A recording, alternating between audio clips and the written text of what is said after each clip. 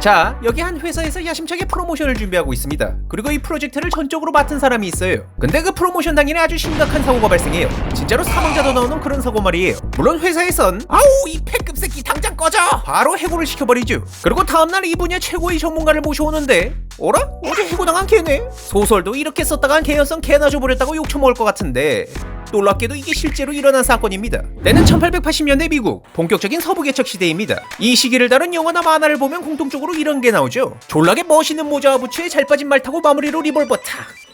낭만 있네. 하지만 낭만이란 건 말이죠, 가성비를 엿장수한테 바꿔먹은 결과물이란 말이에요. 하하, 이 뒤지게 넓었다고 말 타고 가려고? 히히히 내 다리 으악 내 곰둥이. 곧 낭만이 반명해주지 않는 걸 깨달은 사람들은 부르트 엉덩이를 붙잡고 철도를 깔기 시작했죠. 그리하여 아메리카 대륙 여기저기에 검은 철마의 길들이 깔리며 5천년 넘게 인류 최강의 교통수단이던 말은 한순간에 범부가 되어버립니다. 근데 시간이 지나 점점 철도가 확장되자 아이러니하게도 이 기차들 역시 나도 범부가 되어버렸는데요. 왜냐하면 더 힘세고 강한 기차가 나왔으니까. 그리하여 전국 범부협회엔 이 새로운 신입들이 차곡차곡 쌓이게 됩니다. 근데 이게 좀 아깝잖아요. 그저 신형에 비해 빌빌댄 다뿐 어디가 고장난 건 아니었기에 당장 쓴다고 해도 멀쩡하게 작동하는 것들이었으니까요. 그래서 철도 회사들이 이걸 대체 어떻게 써먹어야 될까 고민하고 있던 찰나 콜럼버스엔 호킹밸리 철도라는 회사에서 굉장히 기발하고 괴상한 아이디어를 실행합니다. 내가 지금 굉장히 좋은 생각이 났거든. 이거 멀쩡히 잘 굴러가지만 쓸모는 없는 거잖아. 그럼 둘 다 전속력으로 빡! 하면 개쩔 것 같지 않니? 바로 기차 두 대를 마주보고 달리기 해서 충돌시키는 계획이었죠. 근데 지금 이 이야기만 들었을 땐 이런 생각이 들 수 있습니다. 이게 뭐가 기발함? 그냥 괴상하고 미친 아이디어 아님? 왜 기발하다고 했냐 하면 이걸 철도회사의 홍보용쇼로 사람들에게 보여줄 생각이었거든요. 그것도 무료로 말이죠. 아니 생각해보세요. 기차가 마주보고 달려서 정면 충돌한대잖아요. 이런 게 21세기인 지금도 유튜브에 딱 올라왔으면 아니 이걸 클릭하네? 하물며 19세기에 이런 쇼를 한다? 어릴 때 장난감을 충돌시키며 놀던 로망이 현실로 나온대. 그게 심지어 무료 관람? 사실 엄밀히 따지면 무료는 아니었어요. 이 쇼가 열리는 곳에 오려면 전용 기차를 타야 했는데 그 비용은 내야 했거든요. $2요. 근데 공연이 무료인데 교통비가 유료라고 지랄할 개진상은 없잖아요. 심지어 돈 주고도 보기 힘들 장면이 공짜라는데. 그렇게 이 공연 소식은 사람들 로망에 불을 지펴버렸고 1896년 5월 30일 오하이오주에서 열린 충돌쇼는 약 2만 명을 끌어모으는 대성공을 거두게 됩니다.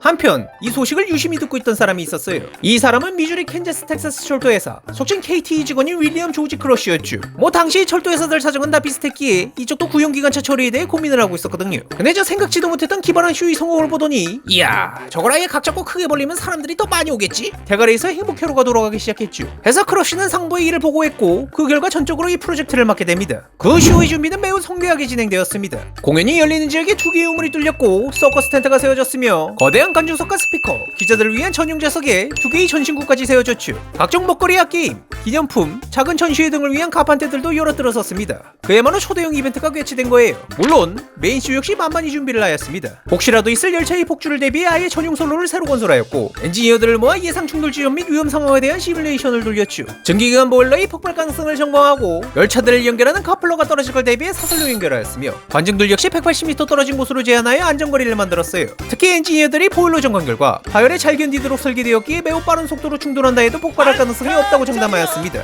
하지만 말이죠, 한 유명 게임이 전 디렉터가 이런 말을 남긴 적이 있거든요. 그런데 짜잔! 절대란 건 없군요. 1896년 9월 15일 축제의 날이 왔습니다. 이곳을 방문한 사람들은 크러쉬가 예상한 2만 5천 명을 가뿐히 넘긴 무려 5만 명이 찾아온 곳으로 추정되었어요. 군중들이 안전거리까지 밀어내는 경찰에 저항하여 1시간 정도 지연되는 사소한 찐빠가 있긴 했지만 어쨌든 오후 5시에 메인 이벤트가 시작되었습니다. 선로의 양끝에서 기관차를 출발시킨 두 기관사들이 탈출하였고 시간이 지나 관객들의 눈에도 좌우 양끝에서 뭔가 오고 있는 게 보이기 시작하였죠. 그렇게 시속 약 72km를 질주하던 두 기차는 얼마 지나지 않아 충돌하였고 이후 거대한 대폭발이 일어나게 됩니다.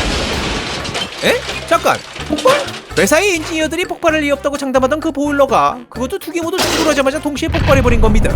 그리고 이 때문에 작은 볼트부터 기차의 구동바퀴까지 다양한 사이즈의 강철 부품들이 사방팔방으로 튀어나갔습니다. 네, 마치 거대한 수류탄이 터진 것처럼 말이죠. 그리고 이 장면을 보던 관중들은 기차의 충돌 장면을 처음 보긴 했지만 아무래도 느낌상 뭔가 좆됐음을 감지하고 빠르게 뒤돌아뛰기 시작했습니다. 하지만 수백 미터 높이까지 날아올랐던 파편들은 다시 추락하면서 사람들을 덮치기 시작하였죠. 이로 인해 3명의 사망자와 최소 6명의 중상자가 생기게 됩니다. 참고로 한 사진 기자는 이 사진을 찍은 직후 직후에 날라온 볼트로 인해 한쪽 눈이 실명하였죠. 결국 이 사건은 전국적인 헤드라인을 장식했고 윌리엄 조지 크러쉬는 KT 철도에서 즉시 해고되었습니다. 근데 다음날 그는 바로 다시 고용됩니다. 왜냐하면 사고가 났음에도 이 쇼는 엄청난 성공을 거두었거든요. 당시 폭발이 끝나고 난 뒤 이 현장은 매우 참혹했습니다. 총 2대의 기관차 12대의 객실은 양끝을 제외하고 모두 큰 파손을 입었어요. 근데 이 장면을 확인한 수만 명의 군중들은 이렇게 멋진 폭발이라니 역시 오길 잘했어. 우와 이리어라 파괴 현장 좀 봐. 감격에 눈물이 다 난다. 누가 낭만 찾아온 것들 아니랄까봐 만만치 않게 미친놈들이었습니다. 다같이 사고 현장을 씻고 뜯고 맛보고 즐기던 사람들은 심지어 우요 기념품 개또다지. 폭발로 인해 여기저기 널브러진 파편 조각들을 기념품이라며 주고갔죠. 그렇게 초리열한 체험에 만족한 낭만충들이 빵빵한 별점 5개 오기는 전국에 퍼진 사고 뉴스가 묻혀질 정도의 파급력을 몰고 왔고, 사고 때문에 좆됨을 감지하고 패급 사고 뭉치를 쫓아냈던 회사는 하루 만에 업계 최고의 마케팅 전문가로 오르선 그를 다시 모셔오게 된 겁니다. 이후 KT철도는 사망자의 유족들과 부상자들에게 배상금과 철도 평생 이용권을 주었습니다. 아까 사진 찍다 날벼락 맞은 사람은 $10, 현재 기준 약 4억 8천만 원이 보상을 받았다고 합니다. 그럼에도 불구하고 회사는 이 사건으로 미국 전역은 물론 국제적으로도 큰 명성을 얻어 엄청난 이익을 얻었습니다. 참고로 텍사스주는 이 사건에 기겁하여 열차 충돌을 금지시켰지만 KT를 포함한 여러 철도 회사는 이후로도 매년 동안 다른 주에서 열차 충돌쇼를 계속 진행했다고 하네요. 그리고 하루 만에 다시 복귀한 크러쉬는 이후 60년 동안 KT철도 회사에 은퇴할 때까지 있었다고 합니다.